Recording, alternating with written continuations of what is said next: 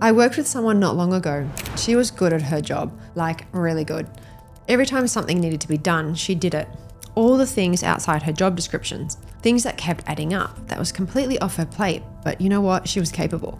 But here's what was actually happening. She was doing more and more, and none of it had a name. It wasn't that people didn't appreciate her. It's that nobody ever had to stop to look at the gap between what she was hired to do and what she was actually doing. She had quietly built something significant, and because she never made it visible, never framed it, never named it, it got absorbed into her role. She wasn't being paid for the extra value. She wasn't being recognized for it. And as far as anyone was concerned, she was just getting the job done. The work was there, but nobody knew to look for it, including the people deciding her future. And the worst part, when I pointed it out to her, she wasn't even surprised. She already knew. She just didn't know what to do about it. I've spent years working with executives, CEOs, and senior professionals on exactly this problem. And the pattern is always the same. By the end of this video, you're going to understand exactly why you're invisible, why it's costing you more than you think, and what actually needs to change. I'm going to walk you through 5 things I see over and over again with professionals who are brilliant at their job, but completely unknown outside their circle. Now, the first one is what I call the invisible expert problem. There are people right now, as you're watching this, who are genuinely very good at what they do. In their company, in their industry, maybe even in their city, and nobody outside their little circle has any idea. They're doing incredible work behind closed doors, but those doors stay closed because visibility is what opens them. She wasn't bad at her job. She was too good at it. So good that she never stopped to look up and make sure anyone noticed. But here's what most people haven't caught up with yet, and it's changing who gets found. And that brings me to the second thing, the vetting shift. It used to be that if you needed to find someone, a consultant, someone to hire, a speaker, a business partner, you'd just ask around. You'd call someone you know and trust and say, hey, do you know who does this? That was how people got found, word of mouth, referrals. But that's not the first step anymore. Now someone Googles you, they search online, even through AI, before we even ask around. They go straight to your LinkedIn, they look for content. And if there's nothing there, you don't even make it to the referral stage. You've already been passed over.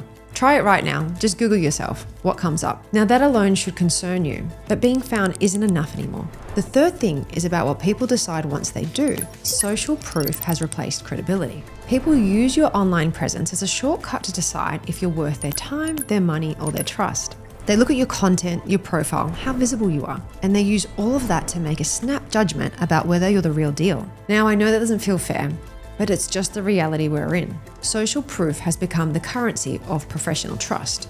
So if your digital presence doesn't match the level of work you actually do, people are going to assume you're not that good.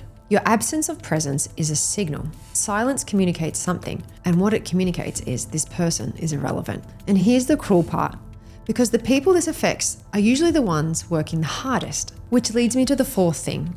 And almost everyone I work with falls into this trap. It's the competence trap. The better you are at your job, the less visible you become, because you're so busy delivering that you never stop to put yourself out there. Your head's down, you're doing the work, and you just assume it's going to speak for itself. It doesn't. And remember the woman I told you about at the start? She was the perfect example of it. Her job title said one thing, what she actually did, something completely different. She was the person everyone went to. She helped constantly, without being paid for it, without a title that reflected it. And over time, her value became something everyone just assumed, rather than someone anyone thought to recognize or compensate her for. She kept her worth at the same level it had been for years, not because her impact hadn't grown, it had enormously, but because only she knew what she was contributing. The right people around her didn't know.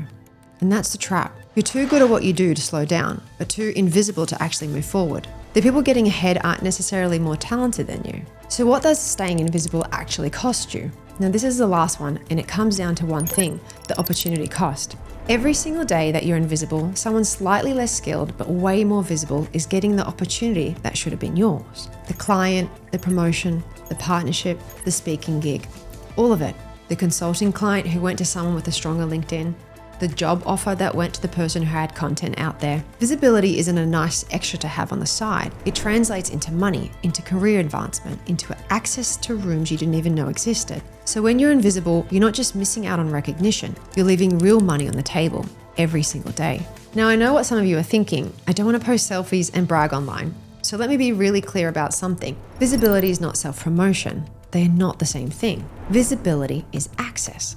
It's just making sure the people who need what you know can actually find you. Because right now, there's someone out there searching for exactly what you offer and they can't find you. That's not you being humble. That's a disservice to yourself and to the person who needed your help. Sharing what you know isn't arrogance, it's service. In 2026, being good isn't enough anymore. You have to be seen being good. That's the new baseline. Now, if this hit home, I put together a free video that walks you through exactly how to fix it. Go watch it next. And if this resonated with you, hit subscribe. I'd love to have you stick around.